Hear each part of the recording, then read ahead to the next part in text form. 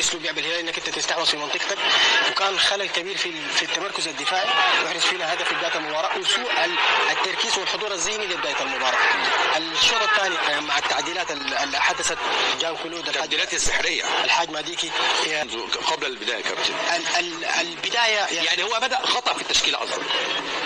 البدايه كانت خطا اكيد في يعني بيجي اخطا في التشكيله. لا كان بدايه خطا اكيد. يعني هو صحح الاوضاع، صحح وضعه في الشوط الثاني، ويعني انا اعتقد انه جان كلود من اميز وانك يكون الهلال دفاعه في وسط الملعب ويكون البلوك الدفاعي في نص ملعب الهلال. الشوط الثاني الهلال كان افضل مهاريا وافضل بدنيا، الجانب البدني في الهلال جيد جدا، وكان في سرعه اسكر ايميتيدنج والحاج ماديكي في وسط الملعب في سرعه استرجاع الكره، خلق بلوك دفاعي يعني متقدم للمدافعين، ساعد المدافعين. كان بالنسبه لهم يعني ما شاهدنا كثير الطيب الدرازي.